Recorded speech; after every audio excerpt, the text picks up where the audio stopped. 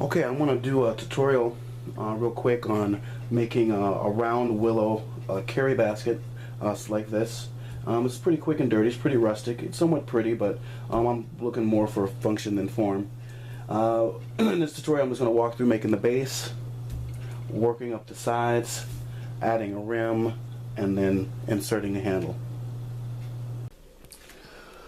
Okay, sorry for the bad lighting here, but we're in my bathroom, and the only largest vessel that I have obviously is the bathtub, and I'm been soaking some harvested willow stalks from around a local lake for the past, it's been a week exactly. Actually, my understanding is I'm researching this weaving technique with willow as a medium, is that you have to harvest it and dry it, let it dry, and then reconstitute it in water. And for as many feet as it is supposed to be the amount of days that you should soak it. And so this has been soaking approximately 6 days, and it becomes very pliable and very workable again. And I've got a marble slab in there to keep it all down because they want to float. And so this is the material stock that we're going to be working with. If you do harvest green willow and you try to make something out of it, it will shrink on you and your weave will be loose, just so you know. But if you're making something quick and dirty in the field, then that's what you do. But if something more long lasting, if you're making a gift or making a basket for laundry or for harvesting or something you want to keep around, then you want to let it dry out and then reconstitute it by letting it soak in water. And then of course you can always reconstitute it if you prep more material than you need. Alright, before we get started, a couple of tools that I'm going to be using is, I'm just using a blade every now and again when I need to whittle something, or some sort of cutting tool. And then this is a pair of snips, and this just helps with the sizing. Again, this is a very modern tool. You could obviously a braid with a stone flake or something like that. This just makes things a little bit quicker. And then I've created a bone awl, or that's the AWL, not OWL, bone awl, or what they would call a bodkin. Bodkin's more round. You could use a screwdriver as well, but I just made a bone piece and I just abraded it sharp. This is made from a turkey leg bone. And this will help shimmy in between weavers and also with making the base. So that's going to be our first step, is making the base.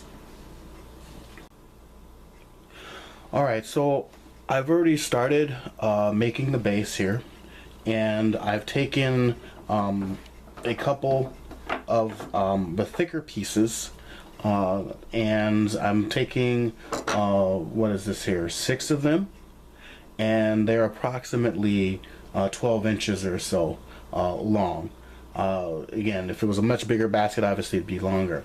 But what I'm doing is I'm splitting one of the pieces down the middle, and I need to do 2 more. And we're basically going to make a cross shape with that, and that's what our bone bodkin or awl will help us do.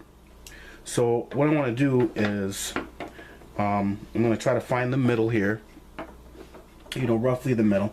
We're going to snip some things down, and then I'm actually going to take my blade here just to make things a little easier for the video, and just kind of get a little poke started. Okay, and just inserting a little bit, and I'm going to do that with the other one so we don't have to use the blade again, and go ahead and safely sheathe it, which is what we should do. I'm going to use a thicker piece that I have set aside, and about the same space, oopsie-daisy, they roll, and just kind of get a little divot started. I don't need to go all the way down. What's that away? Okay, so now what I want to do is I'm going to find where I just put my the prick with my blade in, and I'm going to insert the bodkin in here like this. And what I'm going to do is I like to have some leverage on. I'm going to use it against my body a little bit and be very, very careful and kind of work this back and forth to kind of help split this out. just like so, until I get to the other side, as you can see here. Okay, what that's going to help do is it's going to help spread this apart, and slowly, just carefully, don't slip, because I've made this bone tool basically sharp enough to impale my hand or my wrist if I wasn't careful. So I've got this split apart, and I keep going a little bit, and I'm holding the sides where it's creasing so that it doesn't completely split out. I don't think it will for this size, but just to be safe, I want to hold the sides. So now we have this open like that, and I can go ahead and start to work these other pieces through here. Alright, so I can kind of set this aside, open this, keep this up, and then I'm going to set these, use the thinner pieces on this side here, just kind of open this up and shimmy this down like so. Okay, so that's 2 on. That's how you do that. I'm gonna do this next piece here, and then we'll have a piece that looks like that, and then we'll be beginning to start to weave and create the base of our round basket.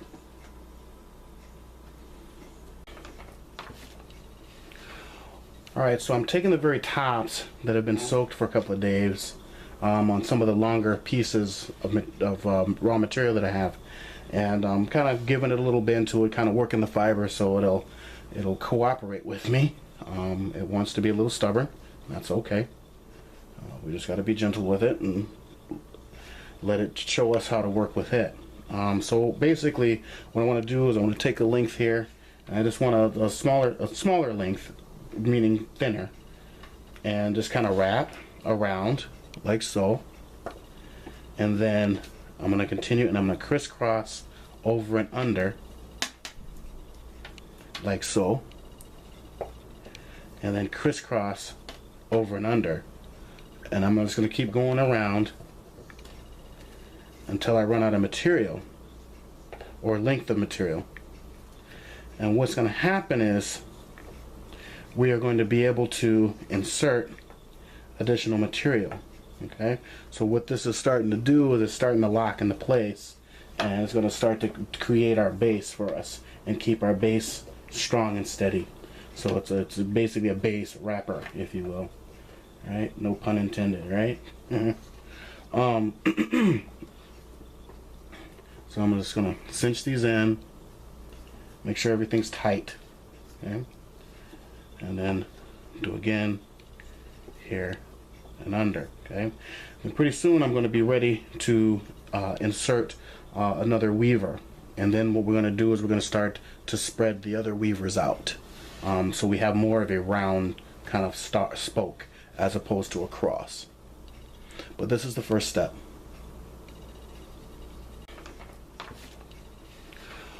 Alright, so I'm taking the very tops that have been soaked for a couple of days on some of the longer pieces of raw material that I have, and I'm kind of giving it a little bend to it, kind of working the fiber so it'll cooperate with me. It wants to be a little stubborn.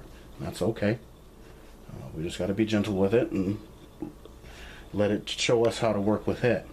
So basically, what I want to do is I want to take a length here, and I just want a smaller length, meaning thinner, and just kind of wrap around like so, and then I'm going to continue, and I'm going to crisscross over and under like so, and then crisscross over and under, and I'm just going to keep going around until I run out of material or length of material. And what's going to happen is we are going to be able to insert additional material. Okay, so what this is starting to do is it's starting to lock into place, and it's going to start to create our base for us and keep our base strong and steady. So it's basically a base wrapper, if you will.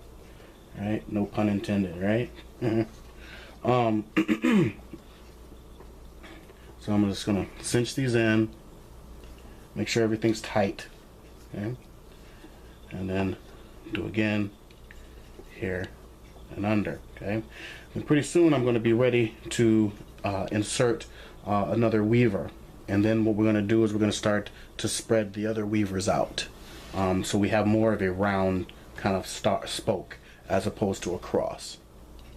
But this is the first step.